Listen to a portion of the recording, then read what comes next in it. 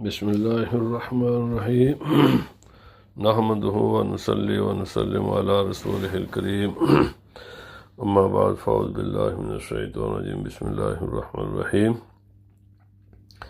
آج قرآن پاک کے 11ویں سپارے جس کا آغاز یا تعذیرون علیکم سے ہوتا ہے اس کا خلاصہ پیش خدمت ہے۔ اس سپارے میں سورہ توبہ سے اس کا آغاز ہوتا ہے، اس کی آیت نمبر 94 سے، اور یہ صورت آیت نمبر 129 پر ختم ہو جاتی ہے۔ پھر سورہ یونس کا آغاز ہوتا ہے اور مکمل صورت اسی سپارے میں ہے۔ پھر سورہ ہود کا ابتدائی حصہ ہے جس پر یہ سپارہ اختتام پذیر ہوتا ہے۔ اس بارے میں ان منافقین کا ذکر ہے جنہوں نے غزوہ تبوک سے پیچھے رہنے میں عافیت سمجھی، یہ خیال کرتے ہوئے کہ مسلمان شکست کھا جائیں گے، لیکن اللہ تعالی نے مسلمانوں کو فتح یاب فرمایا۔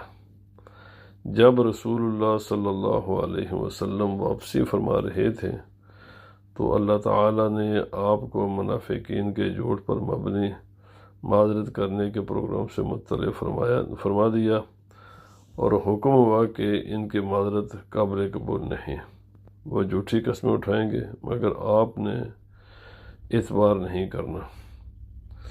جھوٹ پر مبنی عذر لنگ اور چیز ہے اور سچائی پر مبنی عذر ایک الگ معاملہ ہے۔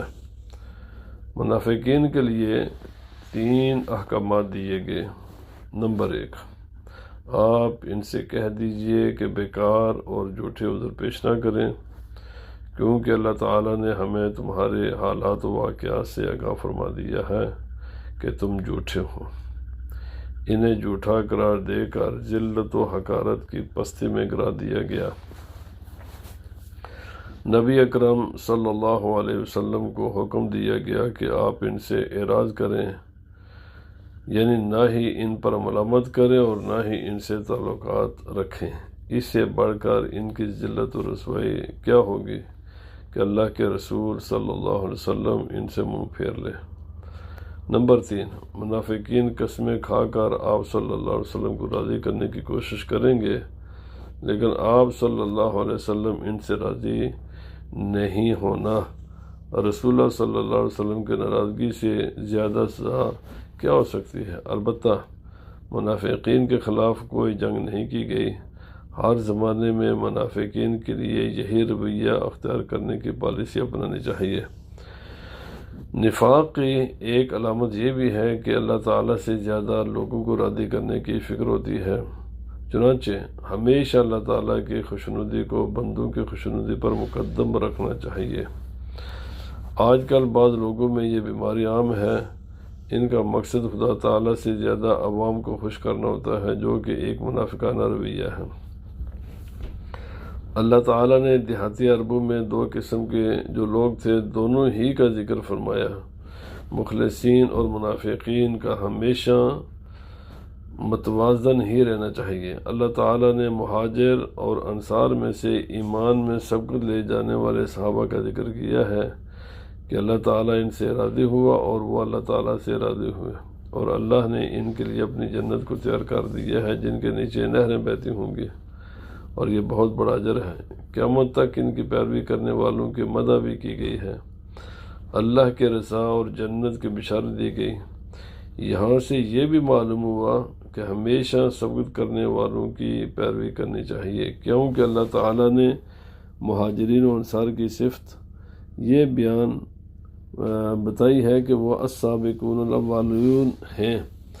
نبی کریم صلی اللہ علیہ وسلم کو ہدایت کی کہ ان سے صدقات قبول کر لیا کریں۔ صدقہ برائیوں کو ٹالتا ہے، نفاق کو دھوتا ہے، نفس اور مال کو پاک کرتا ہے۔ گزشتہ آیات میں منافقین کا ذکر ہے، پھر درمیان میں ان کے مقابلے میں مومنین مخلصین کا ذکر ہے۔ پھر جب مسلمان غزوہ تبوک میں شریک نہ ہو سکے، وہ 10 تھے۔ ان میں سے 7 حضرات کا پہلے ذکر ہے جنہیں اپنی غلطی پر ندامت ہوئی اور انہوں نے اللہ کے نبی صلی اللہ علیہ وسلم کی غزوہ تبوک سے واپسی سے پہلے ہی اپنے آپ کو مسجد نبی کے ستونوں سے باندھ لیا تھا، یہ کہہ کر جب تک خود اللہ کے نبی صلی اللہ علیہ وسلم ہمیں معاف کر کے نہیں کھولیں گے اس وقت تک ہم یہیں بندے رہیں گے۔ پھر ان کی توبہ قبول ہوئی اور انہیں کھول دیا گیا۔ بقیہ 3 کا ذکر آگے آ رہا ہے۔ پھر مسجد ضرار کا ذکر ہے۔ منافقین کی ایک خطرناک سازش کا ذکر بھی ہے کہ انہوں نے مسجد کے نام پر ایک عمارت تعمیر کی جس کا مقصد ایک ایسا محاذ و مورچہ بنانا تھا جس کے ذریعے چھپ چھپا کر ایک محفوظ جگہ میں بیٹھ کر مسلمانوں کو نقصان پہنچانا تھا تاکہ مسلمانوں کے جمیر کو توڑا جائے۔ اللہ سبحانہ و تعالیٰ اور اس کے رسول صلی اللہ علیہ وسلم کے دشمنوں کو پناہ دی جائے۔ اللہ و رسول اللہ صلی اللہ علیہ وسلم سے جنگ کرنا تھا۔ انہوں نے اللہ کے نبی صلی اللہ علیہ وسلم سے درخواست کی کہ آپ کسی وقت تشریف لا کر نماز پڑھیں تاکہ اس سے برکت حاصل ہو۔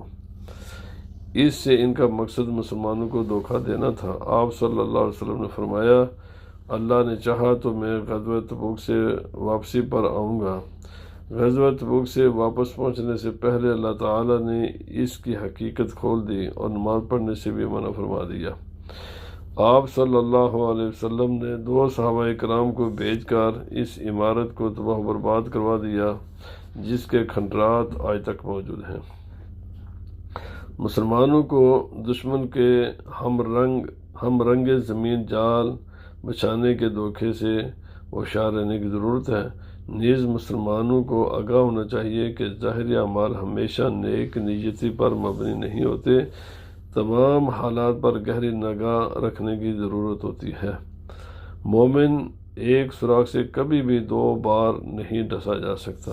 اس کے مقابلے میں مسجد قباء کی فضیلت بیان فرمائی جس کی بنیاد تقوی اور اللہ تعالیٰ کی خوشنودی پر ہے۔ جب آپ صلی اللہ علیہ وسلم مکہ مکرمہ سے مدینہ منورہ ہجرت کر کے تشریف لائے تو اس وقت کچھ دن قباء میں قیام کے دوران اس مسجد قباء کی بنیاد رکھی۔ پھر اللہ تعالیٰ نے اہل قباء کی تعریف فرمائی کہ مسجد قباء میں نماز پڑھنے والے ایسے لوگ ہیں جو ظاہری اور باطنی پاکیزگی و صفائی کا خوب اہتمام فرماتے ہیں۔ رسول اللہ صلی اللہ علیہ وسلم مسجد نبی بننے کے بعد بھی اس میں تشریف لے جاتے اور امت کو اس میں نماز پڑھنے اور زیارت کا ارشاد فرمایا کرتے تھے۔ غزوہ تبوک کے موقع پر صحابہ رضوان اللہ تعالیٰ عنہم اجمعین سے مالی تعاون کے تقاضے اور ان کے چندہ دینے کے بارے میں اللہ تعالیٰ فرماتا ہے کہ بے شک اللہ نے مومنوں سے ان کی جانوں اور مالوں کے بدلے جنت کا سودا کر لیا ہے۔ وہ اللہ کے راستے میں جہاد کرتے ہیں، اللہ کے دشمنوں کو قتل کرتے ہیں اور خود بھی اللہ کے راستے میں قتل ہوتے ہیں۔ اللہ نے اس تجارت کو انتہائی فائدہ مند تجارت قرار دیا۔ اللہ تعالیٰ نے صحابہ کرام رضوان اللہ تعالیٰ عنہم اجمعین کے بعد امتیازی اوصاف کا بھی ذکر کیا ہے کہ صحابہ کرام توبہ کرنے والے، اللہ کی عبادت کرنے والے، اللہ کی حمد کرنے والے، زمین میں پھرنے والے، اللہ کے سامنے جھکنے والے، اس کے سامنے سجدہ کرنے والے، نیکی کا حکم دینے والے، برائی سے روکنے والے اور اللہ کے حدود کی حفاظت کرنے والے تھے۔ اور ایسے ہی مومنوں کے لیے خوشخبری ہے۔ کفار کے لیے دعا مغفرت کرنے سے روک دیا گیا ہے کا ذکر ہے۔ معلوم ہوا کہ مومنین کے لیے دعا مغفرت بھی کی جائے گی اور یہ دعا نفع بخش بھی ہوتی ہے۔ باقیہ 3 مومنین مخلصین میں سے 3 حضرات حضرت مرارہ بن ربیع العمری، ہلال بن امیہ واقفی اور کعب بن مالک رضی اللہ تعالیٰ عنہما کا ذکر ہے، جو غزوہ تبوک میں شریک ہونے سے رہ گئے تھے۔ انہوں نے صاف صاف اللہ کے نبی صلی اللہ علیہ وسلم کے سامنے اپنی غلطی کا اعتراف کیا تھا۔ اللہ کے پیارے نبی صلی اللہ علیہ وسلم نے فرمایا کہ جب تک اللہ تعالیٰ کی طرف سے ان کے بارے میں کوئی حکم نہیں آتا تب تک ان کا معاشرتی بائیکاٹ کیا جائے، یہاں تک کہ بیویوں سے بھی الگ رہنے کا حکم دیا گیا۔ بالآخر 50 دن کے بعد اللہ تعالیٰ نے ان کی توبہ قبول ہونے کو بیان فرمایا۔ اللہ تعالیٰ نے ایمان والوں کو متقی بننے کا بہترین نسخہ دیا ہے۔ فرمایا کہ اگر تم متقی بننا چاہتے ہو تو متقین کے ساتھ رہو۔ جو خدا سے ڈرتے ہیں، اور یہاں متقین کے لیے لفظ صادقین فرمایا ہے، یعنی وہ لوگ جن کی خلوت و جلوت ایک جیسی ہے۔ تو متقی بننے کا سب سے آسان اور بہترین نسخہ متقین کے ساتھ رہنا ہے، جو تنہائی میں بھی پاک باز ہوتے ہیں اور لوگوں کے سامنے بھی پرہیزگار ہوتے ہیں۔ پہلے بغیر عذر جہاد سے روکنے کی مذمت کا ذکر تھا، اب بیعت عقبہ کا ذکر ہے۔ بعثت نبی صلی اللہ علیہ وسلم کے 13ویں سال تیسری مرتبہ یہاں مدینہ منورہ سے آئے ہوئے 70 مرد و خواتین نے آپ صلی اللہ علیہ وسلم کے دست مبارک پر صرف اللہ تعالیٰ کی عبادت اور خصوصی طور پر جہاد اور آپ صلی اللہ علیہ وسلم کی حفاظت و حمایت کرنے پر بیعت کی۔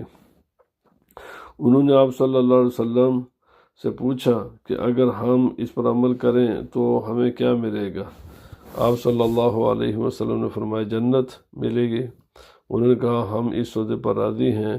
اس پر یہ فرمان جاری ہوا کہ اللہ تعالیٰ نے مومنوں سے جنت کے بدلے میں ان کی جان و مال خرید لیے ہیں۔ اس صورت میں اللہ تعالیٰ نے دینی علم کو فرض کفایہ قرار دیا ہے اور ارشاد فرمایا کہ تمام مومنوں کے لیے ضروری نہیں ہے کہ اپنے آپ کو دینی تعلیم کے لیے وقف کریں، بلکہ مسلمانوں کو چاہیے کہ ہر گروہ میں سے کچھ لوگ اپنے آپ کو دینی تعلیم کے لیے وقف کریں تاکہ جب اپنی قوم کی طرف پلٹیں تو ان کو اللہ کے عذاب سے ڈرا سکیں، یعنی تبلیغ دین کریں۔ یہاں سے معلوم ہوا کہ تقلید ہی وہ واحد راستہ ہے جس پر چلنے کا خدائی حکم ہے۔ ہر انسان نہ تو تفصیلی علم حاصل کرنے کا مکلف ہے اور نہ ہی سب کی صلاحیت یکساں ہوتی ہے، نہ ہی اس کارگاہ حیات میں سب کو کسی ایک کام پر لگا دینا عقل و شعور کی اجازت دیتا ہے۔ باقی شعبہ زندگی کی طرح دینی امور میں بھی بعض باصلاحیت افراد مہارت تام حاصل کریں اور باقی لوگ رہنمائی کے لیے ان کی طرف رجوع کریں۔ اسی کا نام تقلید ہے جس میں سب کا بھلا ہے اور یہ عقل و شعور سے بھی مطابقت رکھتا ہے۔ حکم دیا گیا کہ مومنین میں ایک جماعت ایسی بھی ہونی چاہیے جو دین کا علم حاصل کرے۔ جہاد بالسیف کے ساتھ ساتھ جہاد بالقلم اور باللسان بھی ضروری ہے۔ اسلام کی جغرافیائی سرحدوں کے ساتھ ساتھ اس کی نظریاتی سرحدوں کا دفاع بھی ضروری ہے، جو علم سے ہی ممکن ہے۔ ہر علاقہ اور قوم میں سے علماء ہونے چاہیے جو اپنے لوگوں کی رہنمائی کریں۔ پھر اس صورت میں اللہ تعالیٰ نے رسول اکرم صلی اللہ علیہ وسلم کے بارے میں ارشاد فرمایا کہ ایسا پیغمبر ہم نے تمہیں دیا ہے جو تم میں سے ہے اور سب سے افضل ہے، اور جس کو تمہاری تکلیف پر تکلیف محسوس ہوتی ہے اور تمہاری دنیا اور آخرت کے بارے میں بہت حریص اور بہت زیادہ فکر مند ہے، تمہارے لیے مہربان ہے۔ سورت کے آخر میں خاتم الانبیاء صلی اللہ علیہ وسلم کو اللہ تعالیٰ نے اپنے محبوب صلی اللہ علیہ وسلم کو تسلی دی ہے کہ اگر کفار اعراض کریں اور دعوت کو قبول نہ کریں تو آپ صلی اللہ علیہ وسلم صبر اور اللہ پر بھروسہ رکھیں۔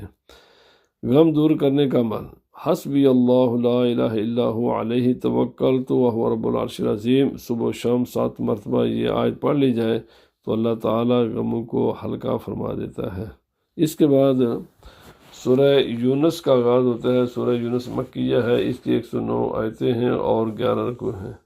مکی صورتوں کی طرح اس میں بھی توحید، رسالت، آخرت کے مضامین پر زیادہ زور دیا گیا ہے۔ مشرکین کے اعتراضات کے جوابات اور ان کے ہٹ درمی پر سابقہ قوموں کے حالات و واقعات کو بیان کر کے وعیدات سنائی گئی ہیں۔ اس میں عقائد اور ترغیب و ترہیب کا پہلو غالب ہے۔ اس صورت میں بطور خاص حضرت یونس علیہ السلام اور ان کی قوم کا ذکر ہے، اسی مناسبت سے اس کا نام سورہ یونس ہے۔ اس صورت کے شروع ہی میں توحید و قدرت باری تعالیٰ پر دلائل سے بات کی گئی ہے۔ اللہ تعالیٰ کی ربوبیت، آسمان و زمین کی تخلیق، سورج اور چاند کا اپنے محور اور مرکز میں مقرر وقت کے مطابق چلنا، دن اور رات کا آنا جانا، پوری کائنات کے نظام کا چلنا، یہ ثابت کرتا ہے کہ اللہ تعالیٰ قادر، یکتا اور اکیلا ہے۔ اللہ تعالیٰ کو کسی شریک کی کیا ضرورت ہو سکتی ہے؟ پھر اہل ایمان اور اہل کفر کے ٹھکانوں کو بیان فرمایا۔ کفار کا ٹھکانہ جہنم ہے اور ایمان والوں کا ٹھکانہ جنت ہے۔ پھر مشرکین کے ایک شبہ کا جواب دیا گیا ہے کہ شبہ یہ تھا کہ اللہ تعالیٰ نے ہماری طرف انسان کو نبی بنا کر کیوں بھیجا ہے، کسی فرشتے کو نبی بنا کر کیوں نہیں بھیجا؟ تو انہیں جواب دیا کہ اس پر شبہ اور تعجب نہ کریں، اس لیے کہ اگر کسی فرشتے کو نبی بنا کر بھیجتے تو جو رسالت کا مقصد تھا وہ فوت ہو جاتا۔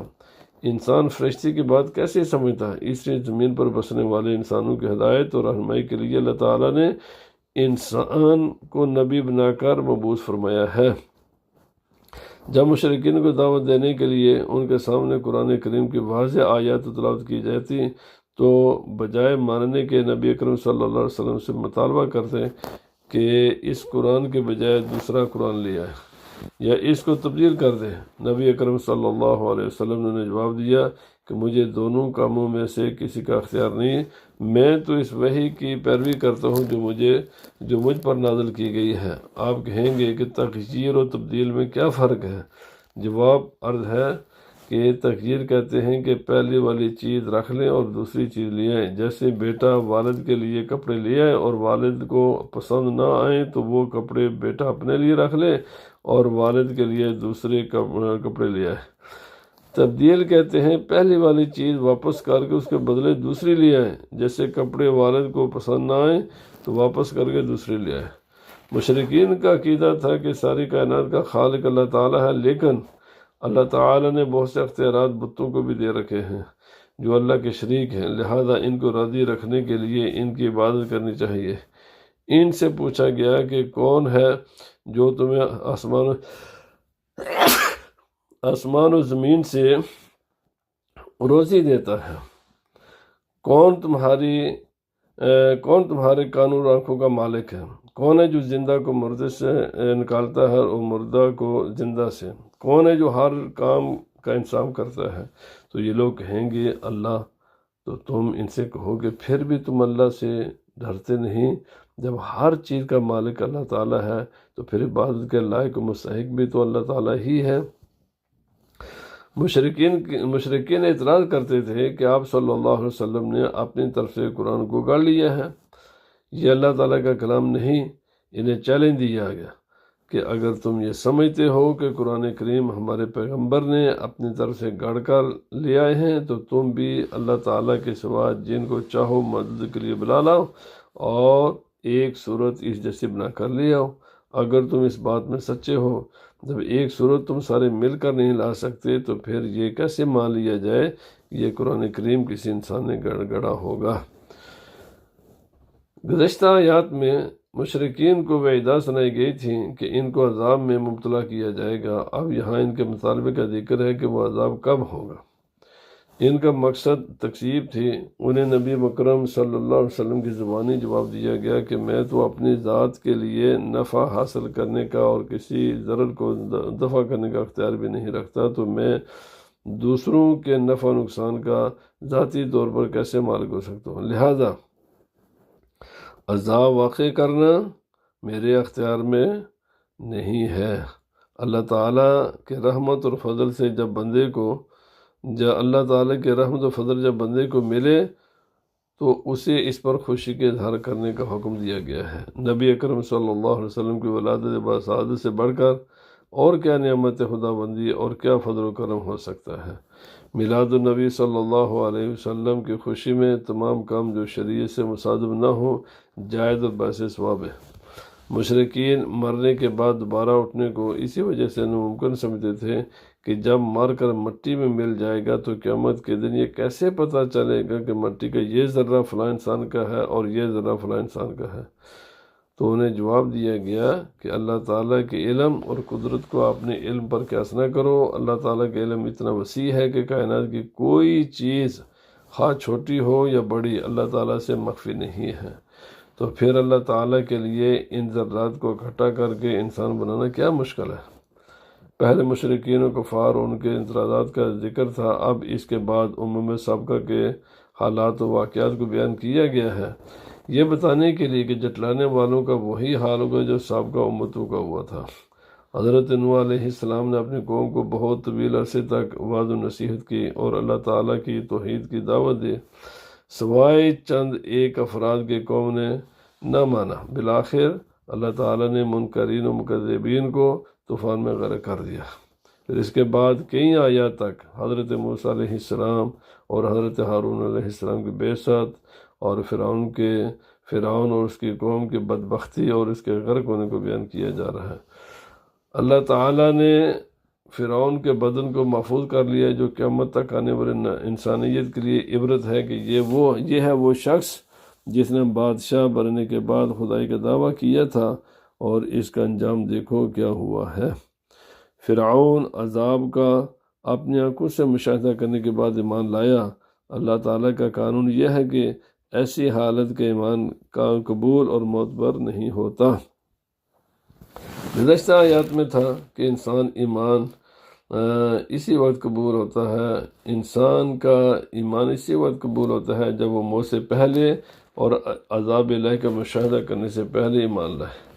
سابقہ امتیں عذاب دیکھنے سے پہلے ایمان نہیں لائیں، اسی وجہ سے عذاب کا شکار ہوئیں۔ البتہ حضرت یونس علیہ السلام کی ایک ایسی قوم تھی کہ وہ عذاب کے نازل ہونے سے تھوڑا پہلے سچی توبہ کر کے ایمان لے آئی تھی، اس لیے ان کا ایمان قبول ہوا اور ان سے عذاب کو ہٹا لیا گیا۔